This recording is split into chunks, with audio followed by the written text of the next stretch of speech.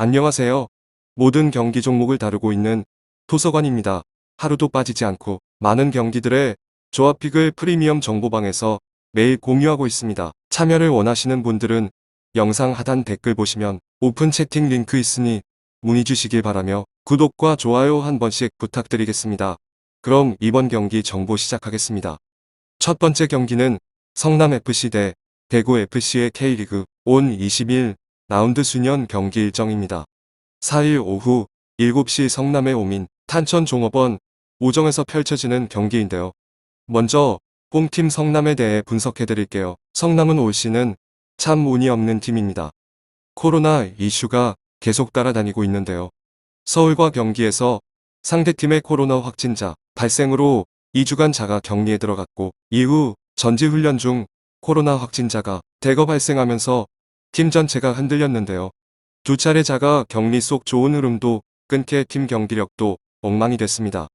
성남은 그래도 여름 이적 시장을 통해 권경원을 영입하며 반등점을 찾을 수 있었습니다. 권경원, 리차드, 이종성으로 이어지는 3백의 안정감을 찾아가면서 지난달 포항 스틸러스와 수원 삼성을 차례로 꼽고 연속을 기록하기도 했는데요. 물론 전체적인 스쿼드의 폭이 얇기 때문에 일정한 경기력은 유지되지 못했고 주요 선수들의 부상과 징계 속 최근 4경기 연속 승리가 없는 상황입니다. 성남은 FC, 서울 광주FC와 함께 강등권 싸움을 펼치고 있는데요. 지난 주말 대구 원정에서도 수비 불안 속 3골을 실점하며 무너졌습니다. 이번 경기에는 권경원이 대표팀 대출로 못 나오는 점도 불안 요소입니다. 다음은 원정팀 대구에 대해 설명드릴게요. 대구는 전반기에 가장 잘 나가는 팀 중 하나였습니다. 이전까지만 해도 세중야 원맨팅을 굴렸는데 올 시즌 들어 대구만의 색깔을 확실히 찾아간 모습이었는데 요새 증야와 에드가 부상 등의 이유로 빠져서 저도 일정한 경기력을 보였고 전반기 막판 무패전을 달리며 선두권을 유지했습니다. 하지만 ACL에 다녀온 후 후반기 급격히 흔들렸는데요. 아무래도 일정한 스쿼드로 무더위 속 경기를 반복하다 보니 체력적인 한계에 다다를 수밖에 없었고 전체적으로 경기력이 떨어지고 말았습니다. 그 결과 대구의 울산현대, 전북현대, 강원FC, 광주 인천 유나이티드의 차례를 피하며 충격의 5연패 늪에 빠졌습니다. 전반기 잘 쌓아놨던 성점을 모두 잃어버리며 상인 스플릿도 올라가지 못할 위기에 처했습니다. 하지만 반등점이 된 경기가 바로 지난 주말 성남과 홈경기였는데요. 그동안 깊은 부진에 빠져있던 새 직내가 2골을 터뜨리며 부활했고 정치인도 쐐기골을 넣으며 팀 승리에 기여했습니다. 과거 잘 나갈 때 대구의 경기력이 나온 경기였으며 다시 만나는 성남은 상대로 연승을 꿈꾸고 있습니다. 성남과 대구가 일주일 만에 재대비를 펼칩니다. 당시 경기는 대구의 3대1 완승이었는데요. 대구는 성남의 천적으로 불립니다. 2014년 FA컵에서 성남에 패한 이후 8경기 무패를 달리고 있는데요.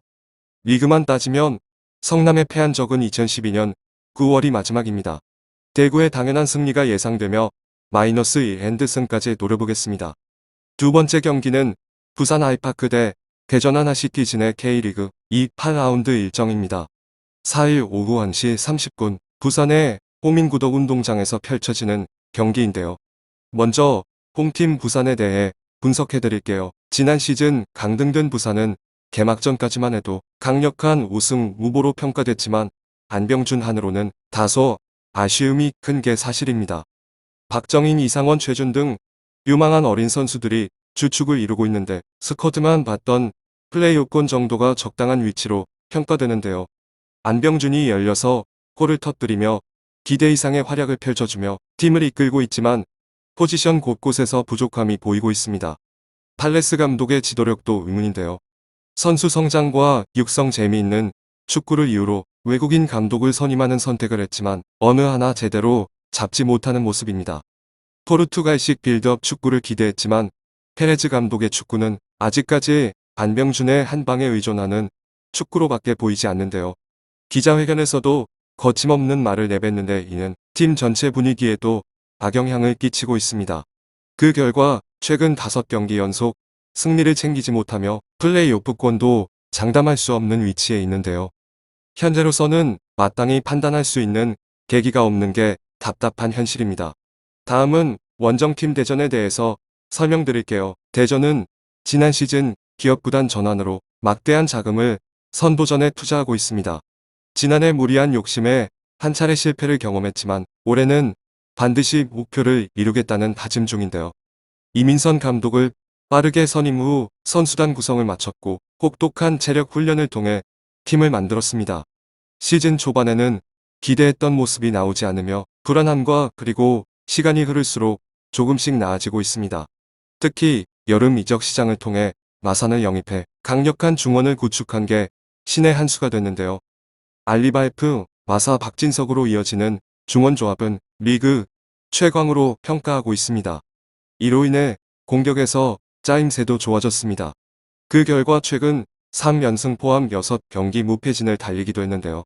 6경기에서 5승을 챙겼을 정도로 분위기가 좋았고 시즌란에 침묵했던 바이오까지 터지며 본격적인 선두 경쟁을 알린 듯 했습니다. 하지만 지난 주말 부처가 천FC 원정에서 2대4 충격패를 당하며 무패를 마감하는데요. 이용희와 박진섭을 중심으로 수비를 구축했는데 경기 시작과 함께 실점을 허용하며 흔들렸고 두 번째 실점까지 내주며 무너졌습니다. 공민영과 바이오가 득점을 했지만 수비가 계속해서 흔들리며 결과를 챙기지 못했는데요. 일주일 만에 지난 주말에 충격패를 극복했을지 지켜볼 부분입니다. 부산과 대전은 올 시즌 3차례 맞대결을 펼쳤습니다. 첫 두 경기는 부산의 완성이었지만 지난 7월 맞대결에서는 대전이 복수에 성공했는데요. 두 팀 모두 수비가 불안정한 특징이 있기 때문에 세 경기 모두 다득점 경기가 펼쳐졌습니다. 이번 경기도 많은 득점이 예상되며 보다 경기력에서 안정감을 찾은 대전이 다시 한번 승리해 선두 경쟁에 불을 붙일 거라고 생각됩니다. 자, 오늘은 K리그1 한 경기, K리그2 한 경기를 분석해드렸습니다. 유익한 정보가 되셨다면 구독과 좋아요 한 번씩 부탁드립니다. 그리고 최종 조합과 정답지는 항상 프리미엄 정보방에서 항상 공유하고 있으니 참고해 주시고 이번 영상 마무리하겠습니다.